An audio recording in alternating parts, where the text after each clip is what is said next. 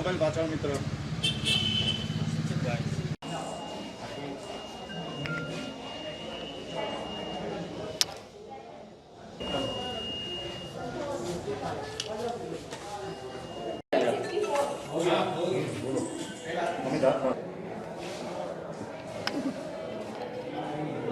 लेकिन यहाँ पर जब हमने लोगों से बातचीत की जमालपुर वार्ड में, तो लोग काफ़ी नाराज़ नज़र आ रहे थे। और जो टिकट का मामला हुआ, यहाँ पे शाहनवाज शेख जो काउंसलर थे, उनको टिकट नहीं मिली, तो लोगों में काफ़ी नाराज़गी थी। बाहर वालों को आप लोगों ने टिकट दी, और फिर उसके बाद यहीं से मीम वाले जो खड़े हुए हैं, और यहीं के जो साबिक MLA हैं साबिर काबिली वाला MIM के अध्यक्ष बन गए गुजरात के, तो ये सब असर पड़ सकता है कांग्रेस की सीट पर। यहाँ पर जो आपने बात बताई कि जो सादिक MLA यहाँ से थे और वो आज मीम के सदर है गुजरात के अंदर, और ख़ास करके जो 70 साल से कभी कांग्रेस पार्टी हारी नहीं थी, वो जमालपुर की सीट उनके वजह से हारे हैं। तो जमालपुर के लोग, जमालपुर खाड़िया विधानसभा के लोग और अहमदाबाद शहर के और गुजरात के लोग उनको अच्छी तरह से पहचानते हैं कि वो जब बारिश के मेंढक की तरह बाहर निकलते हैं, बारिश जिस तरह इलेक्शन आता है, जब बाहर निकलते हैं फिर चले जाते हैं। अभी कॉरपोरेशन का इलेक्शन आया है, अभी बाहर आए हैं, फिर अभी चले जाएंगे, फिर विधानसभा का इलेक्शन आएगा, जब फिर वो बाहर आएंगे। लोगों को गुमराह करने का काम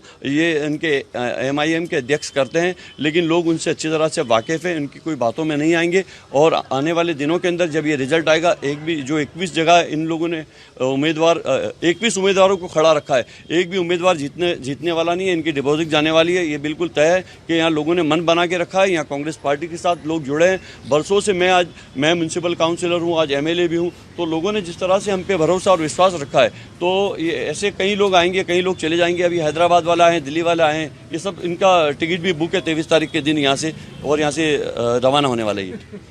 जी, ये थे इमरान खेड़वाला, जिन्होंने बताया कि ये लोग आएंगे और चलेंगे। मीम जिस तरह से कुएं का मेंढक बन के आई है, उसी तरह से इलेक्शन के बाद चली जाएगी, और इसका असर कांग्रेस पे कहीं भी नज़र नहीं आएगा। ऐसे में देखना दिलचस्प होगा कि नताइज के दिन कांग्रेस पर किस तरह का असर दिखाई देता है। ETV भारत के लिए अहमदाबाद से रोशन आराम।